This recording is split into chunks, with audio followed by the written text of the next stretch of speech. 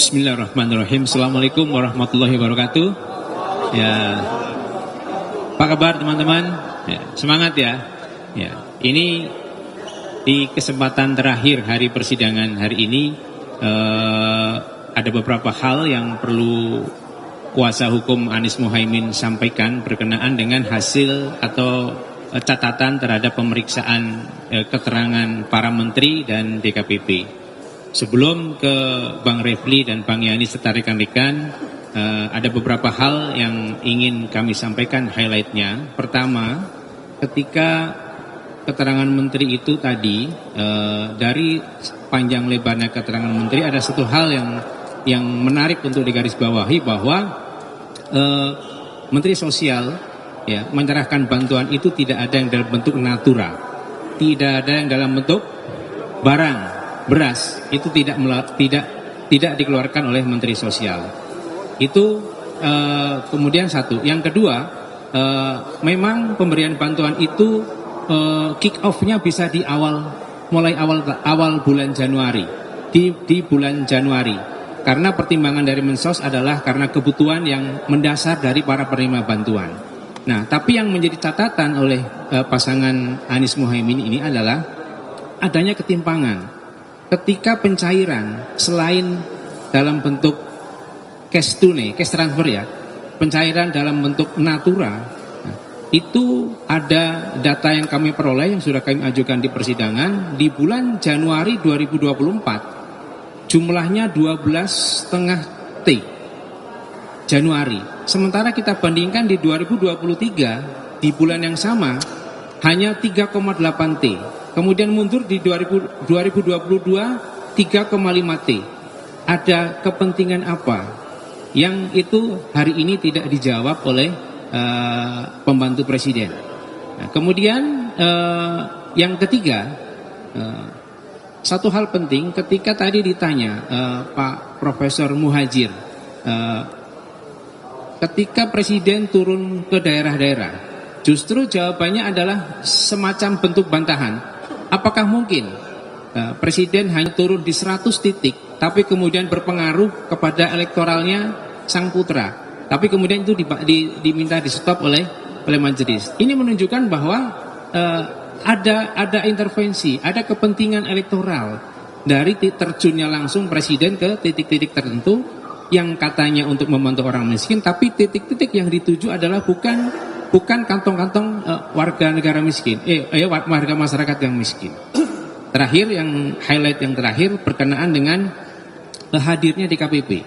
Tadi meskipun DKPP tidak mau terbuka, tapi satu frase yang disampaikan atau satu kalimat yang disampaikan oleh DKPP bahwa pelanggaran hukum adalah pelanggaran etik, di mana DKPP sudah menyatakan KPU melanggar etik dalam proses penerimaan berkas Prabowo Gibran dan penetapannya sebagai pasangan calon. Ini kata kunci yang menurut kami luar biasa, mendukung dan menguatkan bukti yang kami dalil yang kami ajukan berkenaan dengan permohonan diskualifikasi pasangan calon nomor urut 2. Itu beberapa hal. Kemudian selanjutnya diperdalam oleh Bang Ahmad Yani dulu. Silakan. Terima kasih. Assalamualaikum warahmatullahi wabarakatuh, rekan-rekan media. Bahwa pada hari ini kami sungguh bahagia ya, sungguh senang, bergembira, dan kami nggak lemas, bersemangat betul kami ini, ya kan? Dan tidak nampak kan tanda-tanda kelemasan seperti itu. Bagaimana tadi dikemukakan seperti itu. Enggak sih ya. Dari apa yang kita dapatkan dari persidangan ini ada hal-hal yang menurut saya kunci, pokok persoalan, inti dari gugatan yang kami ajukan maupun gugatan yang diajukan oleh pihak 03. Persoalan-persoalan yang selama ini yang terungkap di fakta-fakta persidangan yang ada, baik dari keterangan-keterangan saksi, keterangan-keterangan ahli maupun argumentasi kami dalam posita, ya kan, itu sebenarnya terkonfirmasi, dicoba, ya kan, diperdalam oleh Yang Mulia. Saya kira 8 hakim Mahkamah Konstitusi ini mencoba memperdalam, dan itu dikonfirmasi secara langsung argumen-argumen dan bukti-bukti yang telah kami ajukan. Saya kira kami bersyukur sekali, pertanyaan-pertanyaannya cukup tajam. Pertanyaan-pertanyaan yang diajukan oleh majelis itu menyangkut pokok persoalan yang kami persoalkan, tapi jawaban yang dilakukan oleh kementerian saya kira jawaban standar, jawaban yang bersifat normatif, apa yang dipaparkan seperti itu. Tidak menjawab pokok persoalan yang sesungguhnya, dan tidak juga sesungguhnya membantah dalil-dalil kami seperti itu. Contoh, tadi sudah dikemukakan menyangkut masalah bansos.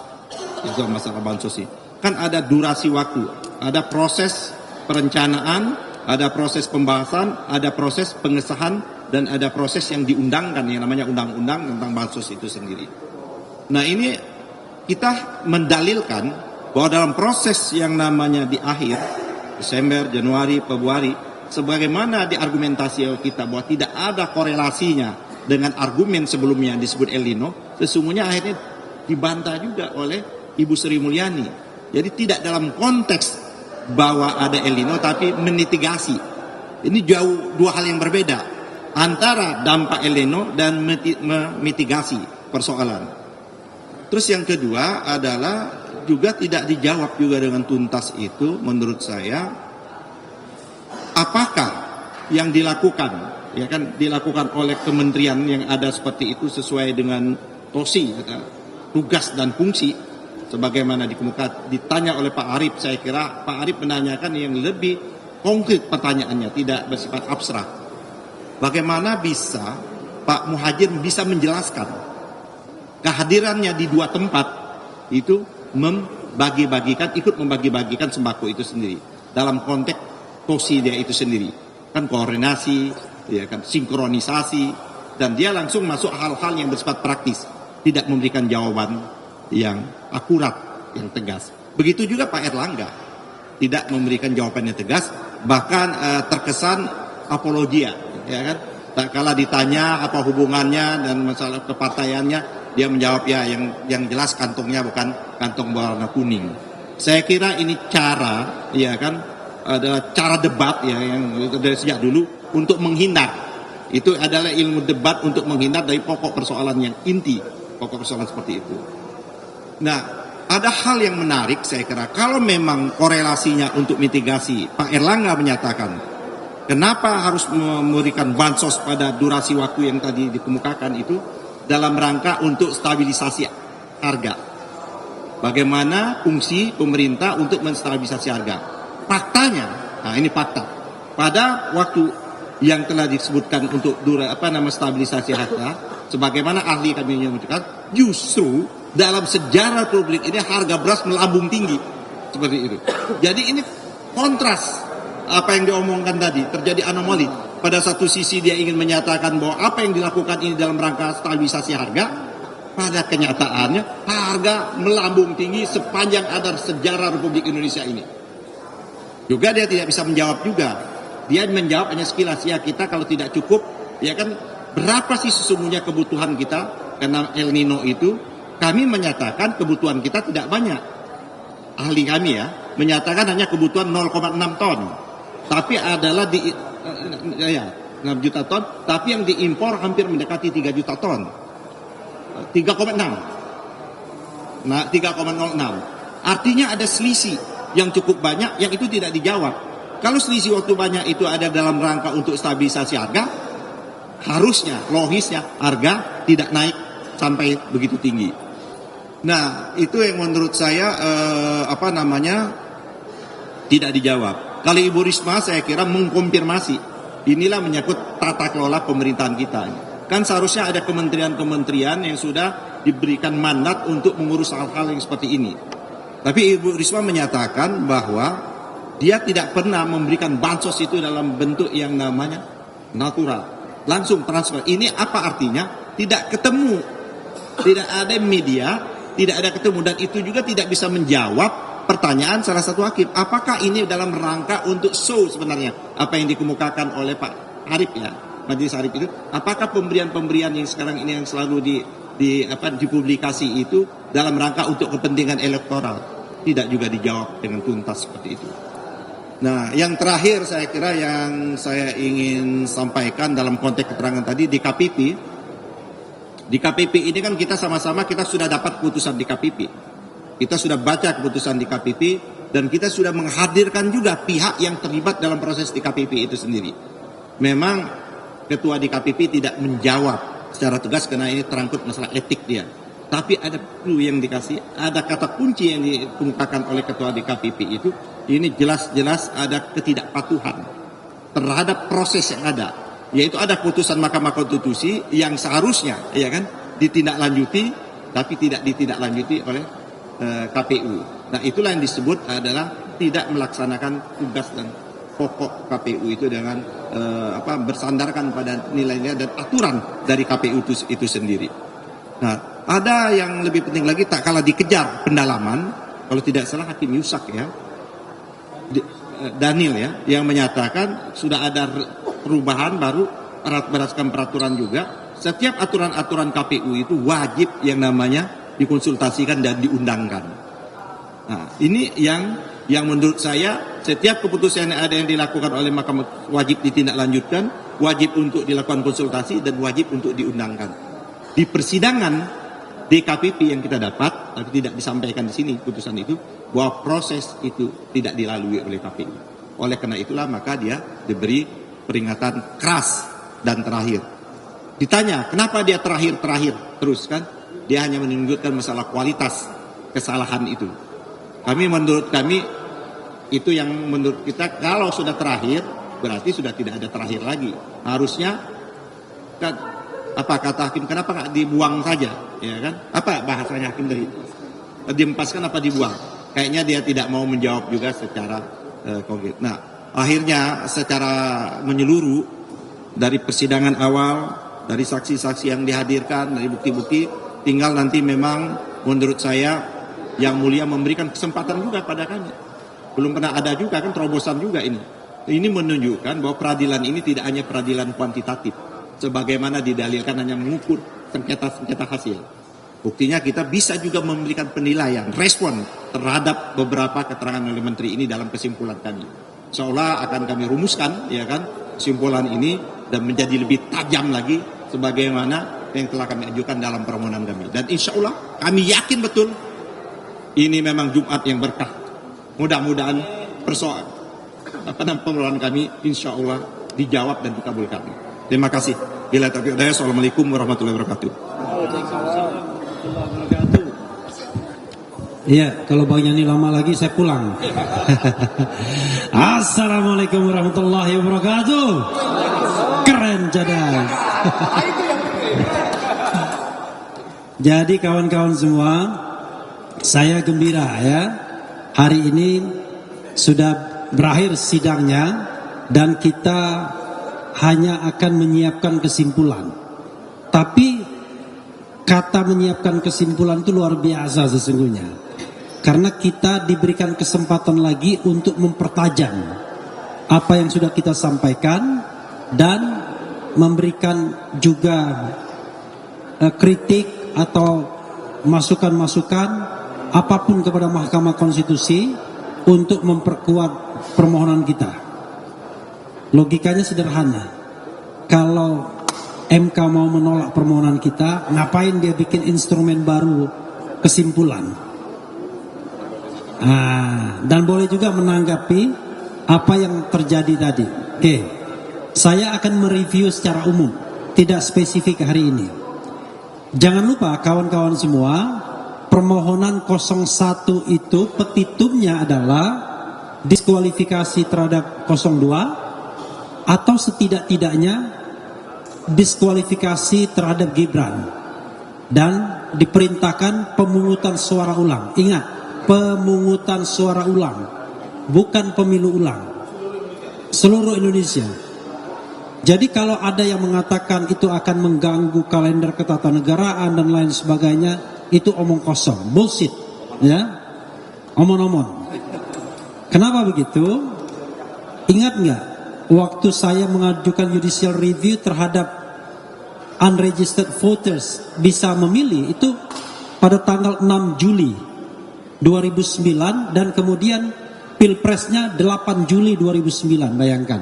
Itu putaran pertama, memang tidak terjadi putaran kedua, tapi intinya adalah ini baru bulan April. Jadi masih jauh ke Oktober kalau kita bicara akan terjadi kekosongan hukum. Nah, untuk mendukung petitum tersebut atau permohonan tersebut, kami memulai dengan satu pendekatan yang barangkali tidak lazim bagi permohonan sebelumnya, yaitu kami hanya menekankan dan hanya mengutamakan aspek kualitatif saja. Kami tidak menghitung angka-angka, karena kami katakan angka itu didapat dari kecurangan. Bagaimana kita kemudian mau beradu angka, sementara angka yang kita ingin adu itu didapat dari kecurangan, yang tidak saja dalam proses pemungutan dan penghitungan suara, tapi jauh sebelumnya, sebelum pencoblosan dilakukan. Oke? Dan pintu itu sudah terbuka bagi kami, yaitu bahwa MK sudah kembali menegaskan dirinya bahwa mereka adalah pengawal konstitusi, the guardian of the constitutions, dan itu putusan 2004 hingga 2019. Kalaupun kemudian belum pernah dikabulkan, itu soal lain. Kenapa? Karena permohonan terdahulu itu tidak convincing, tidak meyakinkan. Nah, permohonan ini insya Allah sangat meyakinkan. Ya, karena itu kami yakin bahwa peluang besar untuk dikabulkan. Insya Allah, amin. Amin. Kalau wartawan ada yang mengaminkan langsung 100% ini, ya kan? Nah, ya, oke. Semua ahli yang diajukan pihak terkait berusaha mengatakan, hei Mahkamah Konstitusi, Anda cuma hitungan saja. Tapi sebelum ada putusan Mahkamah Konstitusi itu sudah batal dengan putusan terdahulu dan batal dengan pernyataan Hakim Konstitusi sendiri. Oke, dalil pertama, ya, saya tidak akan mengumpulkan 11 dalil, cuma 3-4 dalil saja. Dalil pertama, bahwa penetapan Gibran sebagai wakil Presiden Prabowo Subianto, calon wakil Presiden Prabowo Subianto, itu menurut kami bertentangan dengan hukum dan konstitusi. Melanggar hukum, artinya melanggar peraturan perundang-undangan dan melanggar juga konstitusi, melanggar asas pemilu yang luber dan jurdil serta KPU yang harusnya mandiri. Ada dua hal di sini sekaligus menjawab dalil kedua, yaitu sudah expressis verbis bahwa memang ada pelanggaran karena PKPU sebagai dalam tanda kutip hukum acara pendaftaran tersebut itu tidak diubah dan diperkuat dengan Hakim Konstitusi Arief Hidayat yang mengatakan putusan MK itu ada yang self-executing dan non-self-executing. Self-executing itu adalah langsung bisa diterapkan tanpa diperlukan adanya tindak lanjut berupa misalnya pembentukan peraturan pelaksana atau perubahan peraturan pelaksana. Tapi ada non-self-executing, dan kami yakin yang dimaksud Yang Mulia Arief Hidayat non-self-executing itu adalah termasuk putusan MK nomor 90 yang itu pun kontroversial. Yang itu pun yang kata Yusril kontroversial, yang katanya harus diubah, ada penyelundupan hukum, tidak ada waktu bagi KPU untuk mengubah PKPU-nya karena waktu tinggal 4 hari lagi, dan bagaimana konsultasi dengan DPR karena DPR sedang reses. Itu kata Prof. Yusril, yang kemudian berbeda sebelum dia menjadi kuasa hukum 02 dan berminat menjadi wakil presiden pada waktu itu. Kita bukan anak kecil, ya kan? Semua ada kepentingannya, kan? Nah, tetapi ternyata betul apa yang dikatakan Prof. Yusril itu, tapi yang dulu, ya. Jadi memang dalil pertama terbukti, oke? Dalil kedua, tidak independennya KPU atau penyelenggara pemilu yang lainnya terbukti juga. Paling tidak dari kasus terkait dengan penetapan Gibran Rakabuming, terlihat bahwa KPU memang sengaja untuk memancing agar ayo mendaftar dengan mengeluarkan surat edaran. Apakah KPU tidak paham bahwa harus mengubah peraturan KPU-nya? Paham mereka. Tetapi karena DPR-nya reses, mereka berusaha melakukan penyelundupan. Wah, itu bisa dipermasalahkan itu pelanggaran kode etik juga itu. Jadi melakukan penyelundupan dari saksi yang menjadi lawyer di DKPP. Penyelundupannya itu apa? Penyelundupannya adalah dia mengajukan perubahan peraturan KPU itu kepada Ditjen Perundang-undangan tanpa konsultasi DPR. Fortunately ditolak oleh Ditjen Perundang-undangan. Nah, ini menunjukkan bahwa KPU tidak independen. Padahal apa urusannya? Dia kan bisa mengatakan, oke, ada putusan 90, tetapi karena tidak ada waktu untuk mengubah PKPU, maka putusan tersebut belum bisa kami laksanakan. Karena kalaupun kami laksanakan akan cacat prosedural seperti yang dikatakan Yusril Iza Mahendra, akan dipersoalkan orang dan terbukti. Ya kan? Akan dipersoalkan orang. Implikasinya ada persoalan-persoalan seperti ini dan itu bisa inkonstitusional. Maka dalil kami, ya setidaknya ada penyelenggara pemilu yang tidak independen from the beginning, itu sudah terbukti juga. Bagaimana dengan Bawaslu? Sama saja. Terlihat betul bahwa Bawaslu itu tidak memproses hal-hal yang memang jelas-jelas merupakan pelanggaran. Seperti misalnya yang namanya mobilisasi aparat desa. Kemarin ada PJ Wali Kota Bekasi.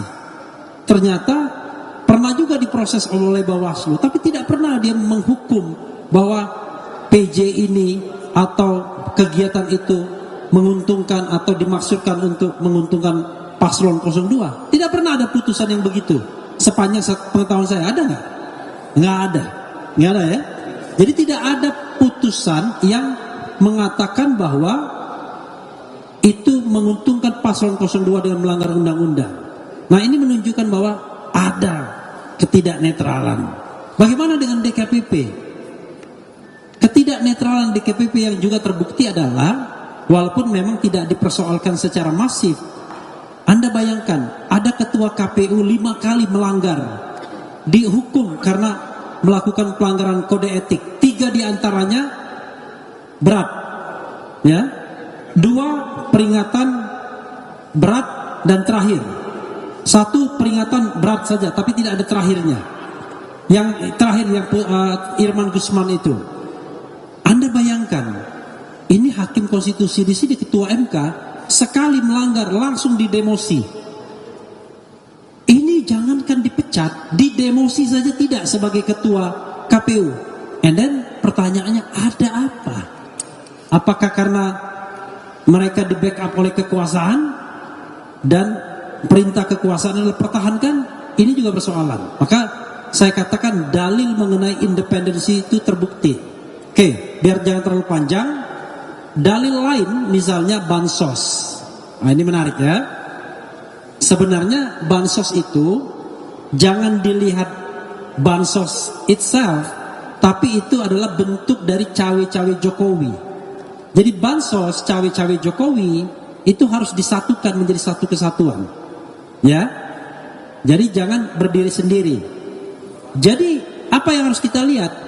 Perencanaan jahat, perencanaan kecurangan. Itu yang harus kita lihat. Bukan berapa besar bansos yang digelontorkan, bukan apakah kemudian sudah disidangkan atau tidak, tetapi apakah ada perencanaan kejahatan pemilu untuk memenangkan paslon tertentu dalam tindakan-tindakan cawe-cawe Jokowi yang salah satu instrumennya adalah penggelontoran bansos.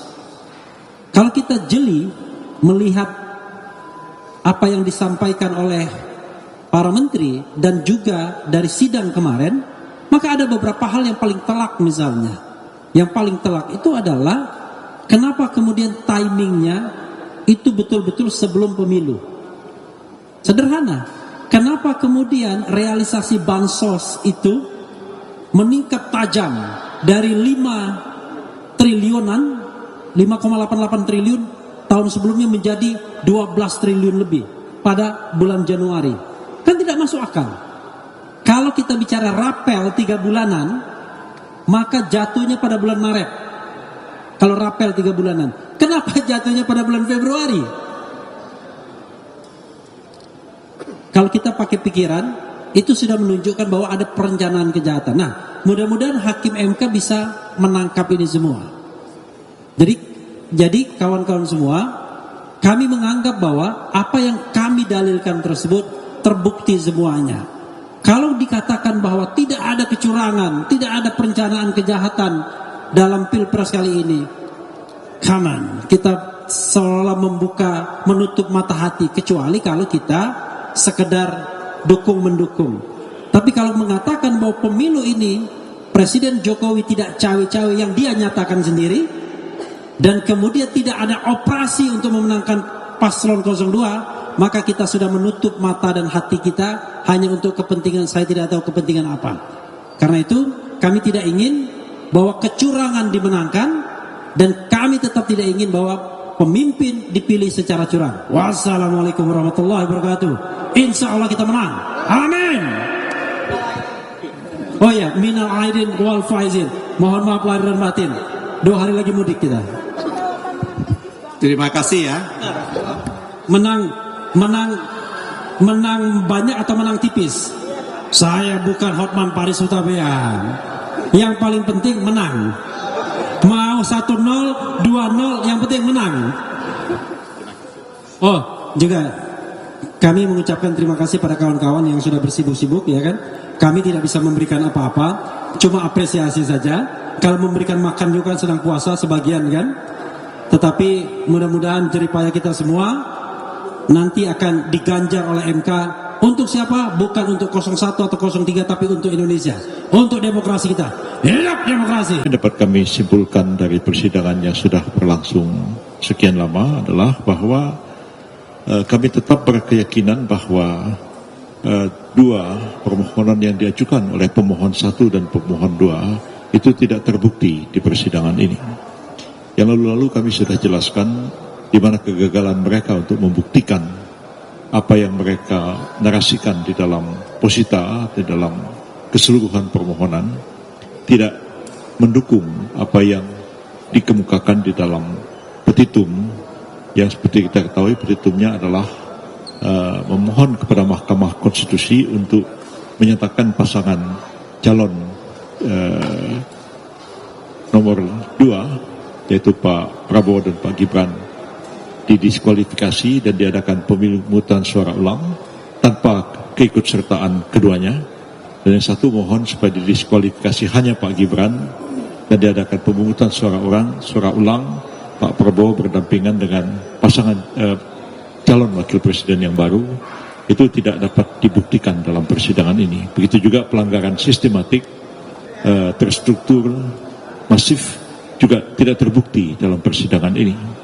Hari ini jelas sekali Menteri Keuangan, 2 Menko dan Menteri Sosial mengungkapkan bahwa tidak ada penyalahgunaan bansos seperti yang selama ini dikemukakan dan didalilkan oleh kedua pemohon di dalam persidangan.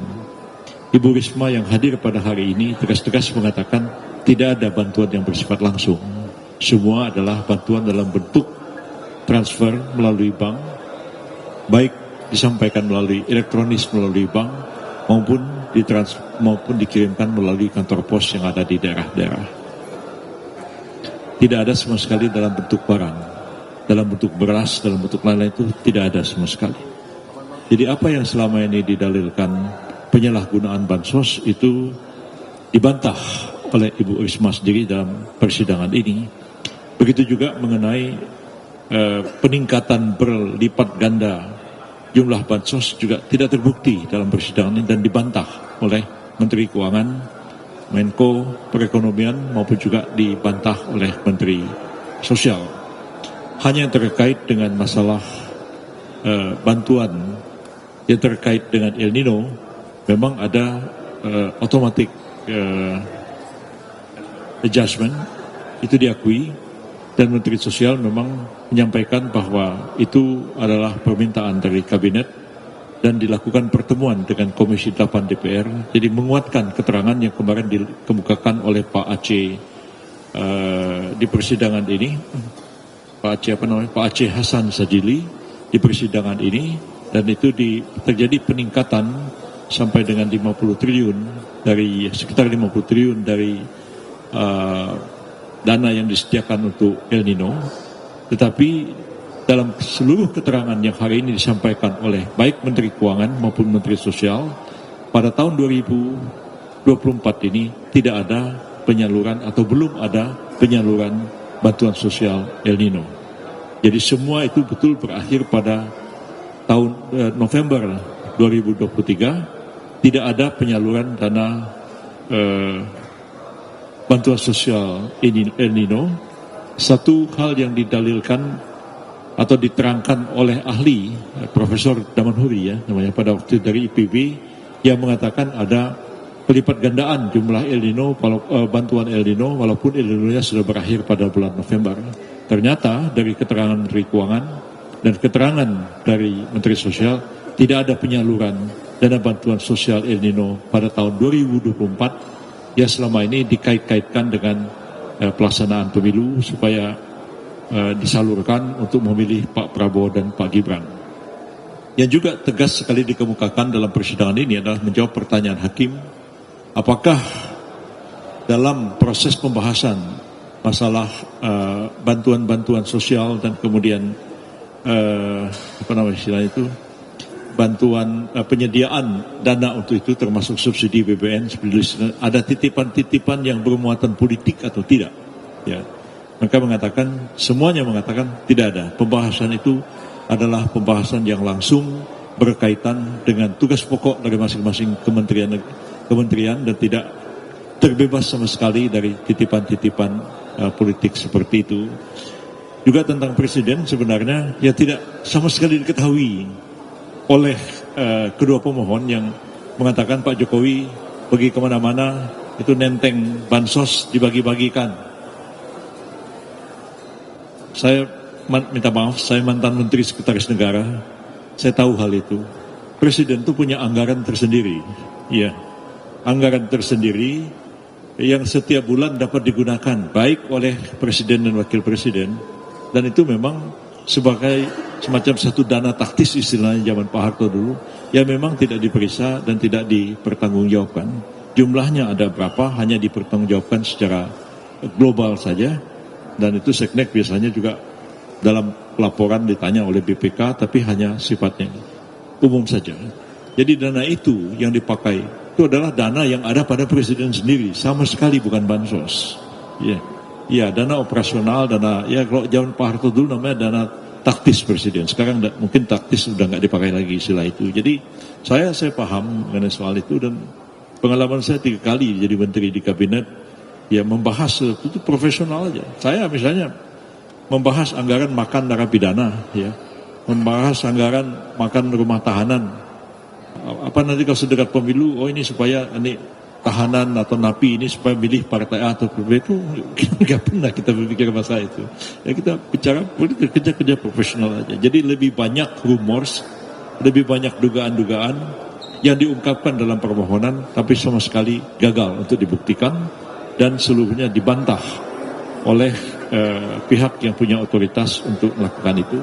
Kesimpulan saya adalah bahwa walaupun sidang ini belum berakhir, nanti tanggal 16 sore tidak ada sidang lagi, tapi kami menyerahkan kesimpulan, dan insya Allah keputusan akan dibacakan pada tanggal 22 April yang akan datang, dan tidak satupun apa yang didalilkan itu terbukti dalam persidangan, dan keyakinan kami bulat semua, saya kira semuanya ini, bahwa majelis hakim akan menolak kedua permohonan yang diajukan oleh pemohon dalam sidangan ini.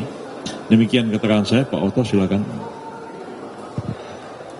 Teman-teman wartawan, jadi seperti yang disampaikan tadi, bahwa inilah sidang terakhir mengenai soal bukti-bukti dan sebagainya. Kita tinggal tunggu putusan, tapi di antara putusan kami diperkenalkan untuk masukkan kesimpulan pada tanggal 16 April jam 4 sore. Setelah itu tinggal kita menunggu putusan. kehadiran 4 menteri tadi ditambah 1 DKPP telah membuktikan bahwa memang dalil dari pemohon itu sungguh-sungguh tidak terbukti. Kenapa? Dalil mereka pertama mengatakan DKPP itu tidak independen. Tadi sudah ditanyakan kepada semua ketua DKPP, mereka mengatakan tidak pernah ada soal itu. Bahkan tidak pernah ada laporan tentang independensi daripada penyelenggara dari mereka tentang itu. Jadi dari penyelenggara pemilu tidak ada laporan kepada DKPP. Itu satu. Jadi mengenai tuduhan independensi bahwa tidak independen itu tidak terbukti. Kedua, dituduhkan bahwa ada intervensi kekuasaan kepada pihak-pihak menteri dan juga DKPP. Itu tadi jelas sudah dibantah dan sudah dijelaskan tidak ada sama sekali intervensi dari pihak manapun, baik kepada Ibu Risma, Ibu Sri Mulyani, baik juga kepada Pak Erlangga maupun kepada Muhajir, itu sama sekali tidak terbukti. Sudah jelas ya. 2. Ketiga, tuduhan kepada Bapak Jokowi, Presiden Republik Indonesia yang cawe-cawe dan kemudian juga yang turun ke lapangan untuk membagikan bansos juga sudah terbantahkan tadi, dijelaskan oleh 2 Menko dan 2 Menteri. Penjelasannya begini, Pak Jokowi memang bukan hanya tahun ini aja, dari dulu juga itulah ciri khas kerjanya karena dia suka kerja dan beliau ingin memastikan bahwa semua program kerja dan keputusan sudah diambil, kebijakan sudah dibuat, itu harus terdeliver istilahnya, ya. Bahwa itu sudah betul-betul sampai terlaksana oleh para bawahan-bawahannya. Oleh karena itu secara simbolik Pak Presiden turun ke daerah-daerah bersama timnya dan secara simbolik saja mengumpulkan hanya beberapa orang saja untuk memastikan bahwa memang program ini berjalan dengan baik. Jadi ini yang dilakukannya dan ini jumlahnya hanya beberapa titik. Sehingga para menteri menjelaskan tadi, mana mungkin hanya dengan satu pertemuan mungkin paling banyak 1.000 orang yang hadir dan mungkin hanya beberapa titik di beberapa daerah, paling banyak dia bilang 800.000 orang. Apa mungkin bertemu dengan 800.000 orang lantas dengan demikian terpengaruhlah seluruh Indonesia yang jumlahnya 100, yang jumlah pemilihnya hampir 150 atau 190 juta pemilih. Jadi itu tidak masuk akal. Jadi dibantah tegas oleh 2 Menko dan 2 Menteri. Jadi dalil itu sudah terpatahkan semuanya. Nah, kalau soal bansos tadi Pak Rizal sudah jelaskan bahwa itu sudah jelas. Saya nggak ulangi lagi. Soal PJ juga sudah terpatahkan. Jadi berarti tuduhan yang mereka lakukan ya sudah jelas-jelas sudah tidak terbukti. Ketiga, yang terakhir yang dari DKPP juga menjelaskan mengenai perkara yang di DKPP yang memberikan sanksi kode etik, sanksi etik kepada Ketua KPU. Tegas tadi Ketua DKPP mengatakan kami hanya memberikan sanksi etik kepada Ketua KPU dan anggota-anggotanya, tetapi kami tidak punya kewenangan dan tidak pernah membatalkan pencalonan Gibran sebagai calon wakil presiden. Nah ini, jadi supaya clear kita ya. Jadi putusan etik itu tidak ada kaitannya dengan pencalonan Gibran sebagai wakil presiden. Dari itu semua saya kira seperti saya katakan kemarin, bahwa kalau dihadirkan para menteri ini justru akan memperkuat posisi kami 02 dan akan melemahkan posisi mereka, dan itu telah terbukti hari ini. Justru keempat menteri itu ditambah 1 DKPP telah bisa menjelaskan dalil-dalil bahwa dalil mereka itu adalah tidak benar dan tidak terbukti. Saya kira itu cukup jelas. Jadi jangan sampai ada lagi anggapan bahwa presiden cawe-cawe, ya, presiden intervensi dan sebagainya.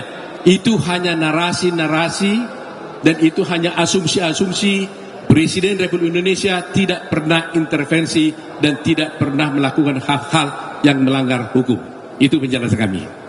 Ada yang lain? Saya hanya ingin tambahkan beberapa hal.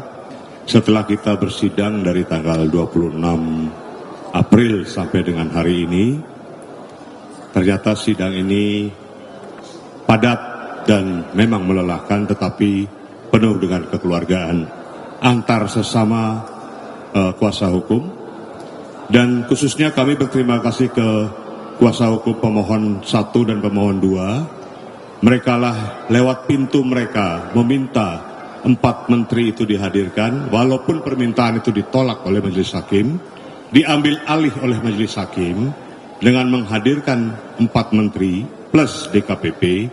Ini menjadi terang benderang permasalahan, dalil-dalil yang dikemukakan pemohon menjadi terang benderang bahwa itu tidak terbukti dan dibantah oleh para menteri dan DKPP.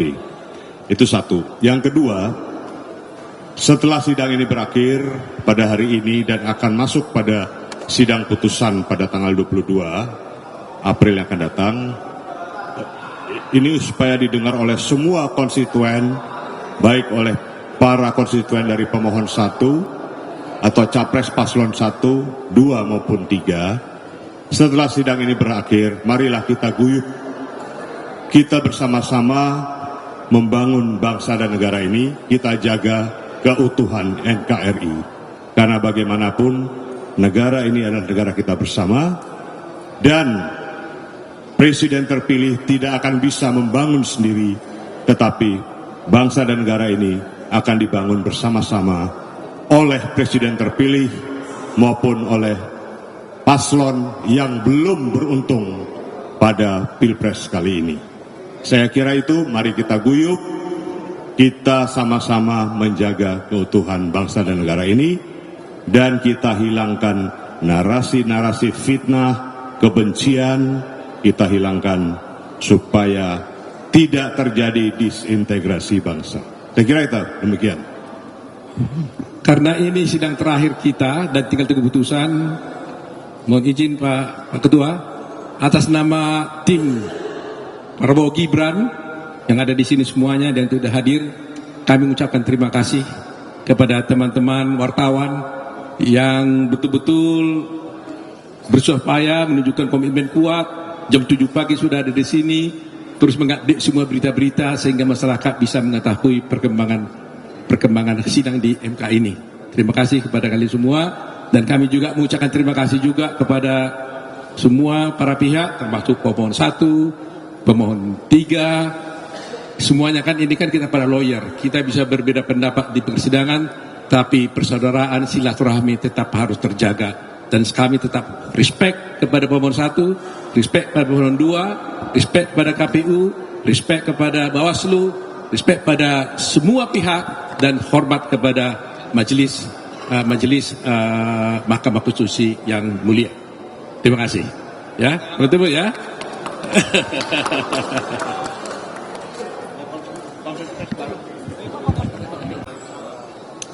Saudara-saudara, pertama saya ingin menyampaikan terima kasih atas kehadiran kawan-kawan mencatat dan juga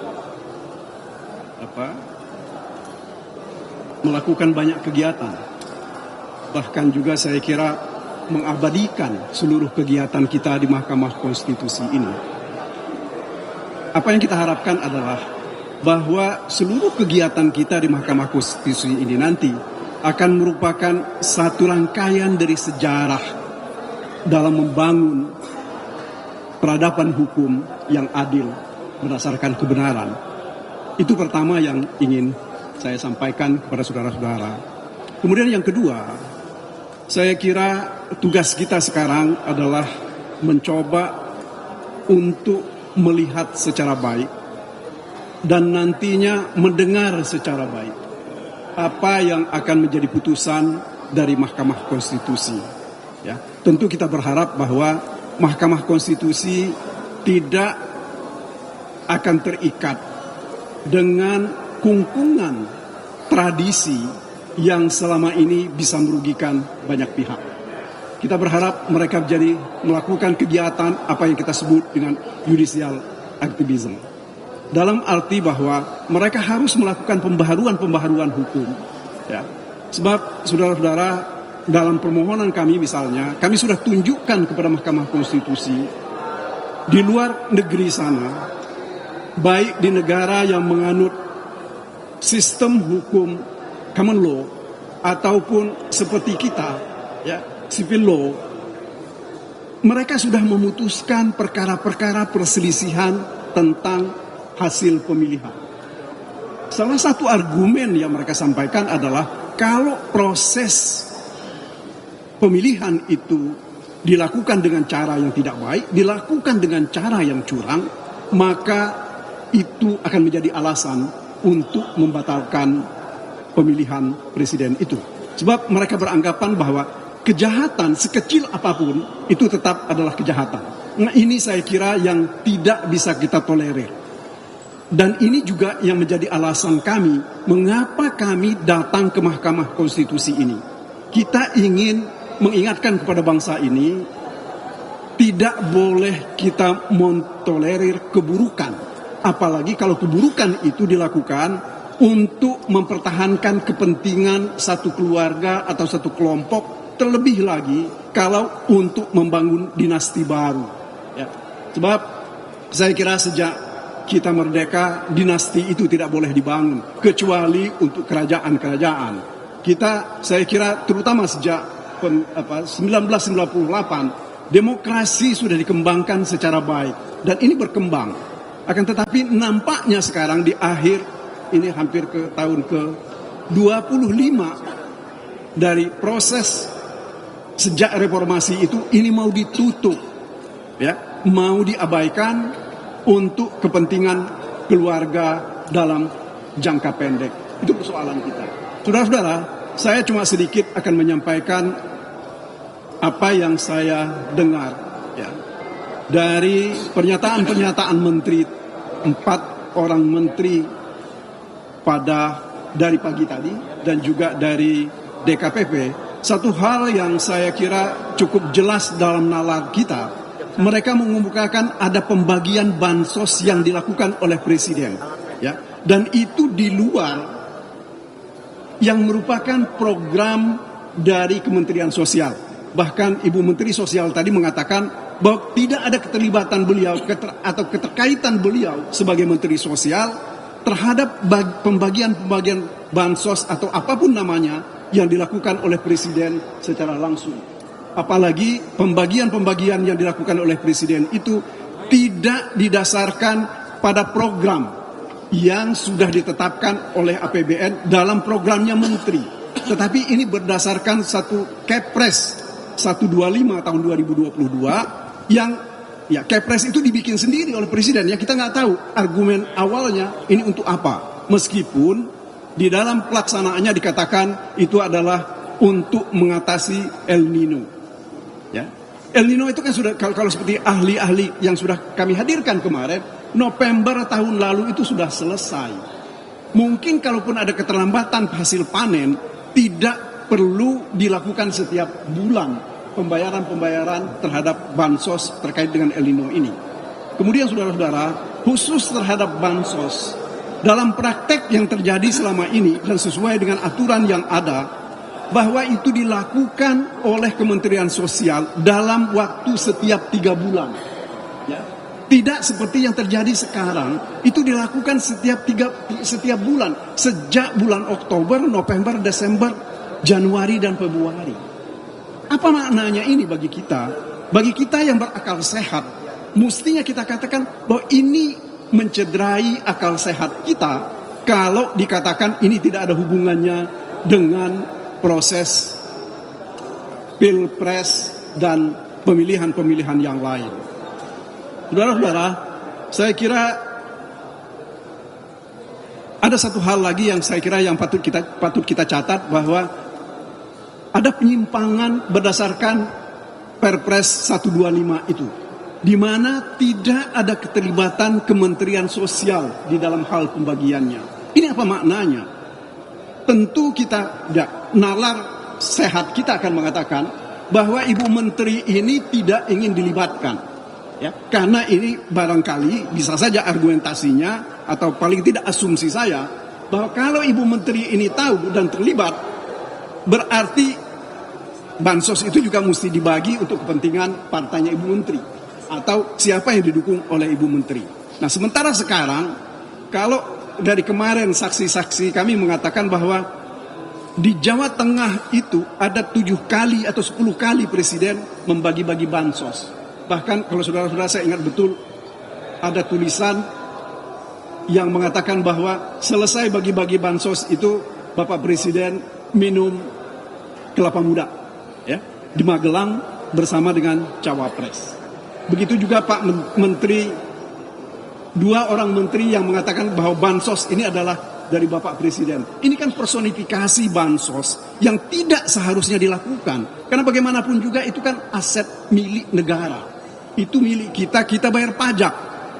Ya, dari pembayaran pajak kita itu diberikan. Jadi saya kira itu yang bisa saya sampaikan. Satu hal lagi, Bang Mulya, mungkin ya, kita berharap bahwa ya mari kita berdoa bersama-sama nanti di dalam hati kita, mudah-mudahan Tuhan membuka pintu hati para hakim, mereka dijauhkan dari rasa takut. Misalnya ada ancaman-ancaman dari pihak-pihak tertentu yang akan menjadikan perkara atau mereka akan diperkarakan. Karena selama ini kita dengar dan kita tahu cukup banyak orang yang disandra dengan perkara, ya, sehingga berpihak kepada pihak tertentu. Saya kira begitu dari saya. Terima kasih atas perhatiannya. Assalamualaikum warahmatullahi wabarakatuh. Teruskan Bang Mulya. Saudara-saudara, nanti ada Saudara Henry juga, mungkin Saudara Yanwar. Ya. Saya hanya ingin menambahkan hal-hal yang sudah dijelaskan tadi oleh Saudara Magdir Ismail. Tentu kita berterima kasih untuk semua presentasi yang diberikan oleh keempat menteri. Menteri Erlangga, Menteri Menko, ya, Erlangga, Menko PMK, kemudian juga Menteri Keuangan Sri Mulyani, dan juga Menteri Sosial Risma. Nah, kalau mendengarkan semua penjelasan keempat menteri itu, saya bisa mengatakan so far so good. Baik itu mengenai BLT, mengenai El Nino, keluarga harapan, dan lain-lain. Tapi itu penjelasan yang official, yang resmi diberikan di depan menteri. Saya bertanya dalam hati saya, karena banyak pertanyaan yang tidak dijawab. Tidak semua jawaban diberikan oleh keempat menteri.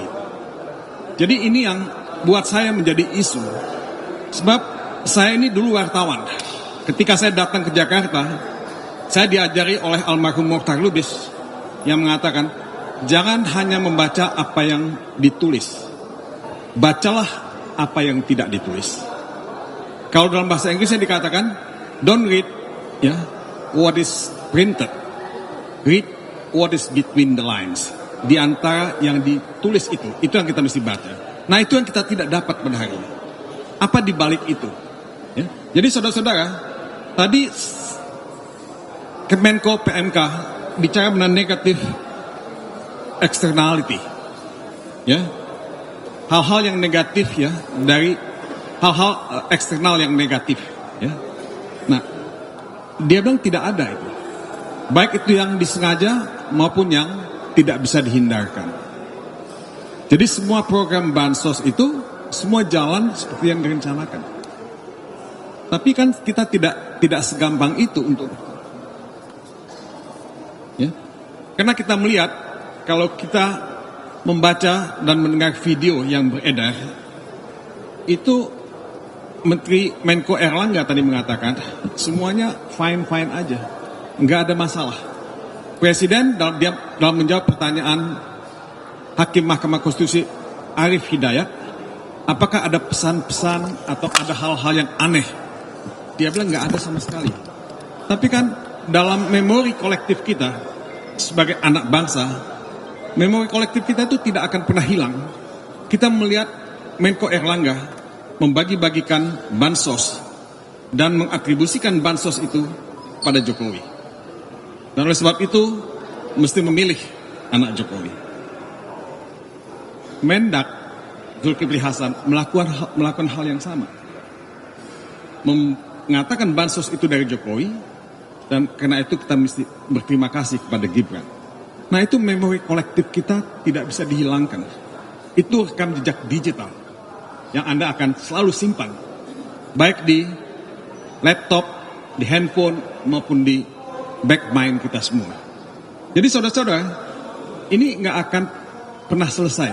Penjelasan ini tentu membantu, tapi juga tidak membantu. Karena tetap menyisakan banyak pertanyaan di hati kita.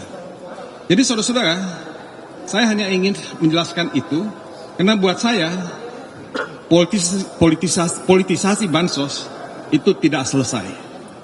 Itu tetap ada dan harus dijelaskan secara tuntas, dan kita mesti melakukan perbaikan-perbaikan supaya tahun-tahun yang akan datang politisasi bansos itu tidak terjadi lagi seperti sekarang ini. Jadi saudara-saudara, ya, tinggal sekarang kita menunggu putusan MK yang akan dibuat tanggal 22 April yang akan datang. Apakah putusan MK itu akan membuat demokrasi, konstitusi, dan supremasi hukum ditegakkan? Apakah kejujuran, keadilan, pemilihan umum yang langsung, umum, bebas, rahasia, jujur, dan adil itu akan dihormati? Apakah kedaulatan rakyat akan dihormati? Ini yang kita tunggu dari MK. Saya tahu bahwa MK pasti mendapat tekanan, langsung atau tidak langsung. MK tidak hidup dalam ruang isolasi, tapi saya ingin memelihara optimisme. Saya ingin kita percaya bahwa sikap negarawan, sikap bengawan hukum, ya, dari hakim-hakim MK itu akan tetap ada, dan mereka punya komitmen untuk bangsa ini, komitmen untuk kita semua. Ini bukan persoalan menang atau kalah, ini bukan persoalan Ganjar atau Mahfud, ini bukan persoalan Magdir Ismail, Henry, saya atau Pak Yanwar. Ini persoalan demokrasi, ini persoalan hak yang paling hakiki yang kita miliki sebagai anak bangsa. Tidak ada satu kekuatan pun yang bisa mensubversi kedaulatan suara yang kita punya, kedaulatan suara anak-anak bangsa. Jadi saya hanya ingin, ya, memelihara optimisme itu. Semoga kawan-kawan juga memelihara optimisme itu. Kita menunggu tanggal 22, ya. Semoga Tuhan memberikan yang terbaik buat kita sebagai bangsa. Mungkin itu saja yang saya ingin sampaikan. Mungkin Henry atau Pak Yanwar, silakan. Karena apa yang sudah disampaikan oleh Bang Timbul sama Magdir Ismail, saya anggap cukup. Dari saya cukup. Terima kasih. Ya, terima kasih Pak Magdir, Bang Mulya, teman-teman wartawan.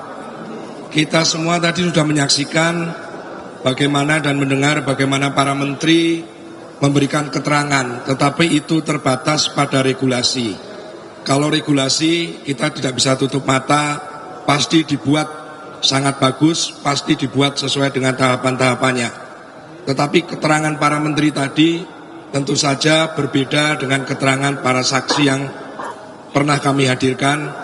Bagaimana di Sumatera Utara, di Medan, pembagian bansos begitu masif. Kemudian yang lebih menyedihkan lagi, pembagian beras bansos dengan karung bertuliskan Bulog, Badan Pangan Nasional, kemudian di situ ada stiker Prabowo Gibran. Nah, itu semua tentu berbeda, kontradiktif dengan keterangan para menteri, ya. Satu itu. Yang kedua, kami ingin memberikan satu catatan. Apabila Mahkamah Konstitusi dalam memutuskan perkara permohonan kami, permohonan 01 itu tidak membaca keadilan, tidak membaca kebenaran-kebenaran yang diterangkan oleh para saksi, maka akan menjadi presiden dalam pilkada yang tahapannya pada bulan Mei sampai pelaksanaannya November nanti. Bukan tidak mungkin pilkada nanti kita akan menemui pola-pola yang sama, kita akan menemui cara-cara yang sama seperti yang dilakukan dalam Pilpres ini. Jadi kawan-kawan, kita berharap Mahkamah Konstitusi akan memberikan keputusan yang bukan saja adil bagi urusan Pilpres, tapi menjadi pegangan buat Pilkada 2024 nanti. Terima kasih.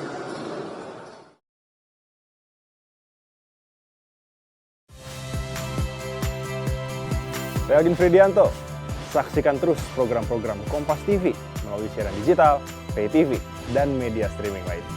Kompas TV, independen, terpercaya.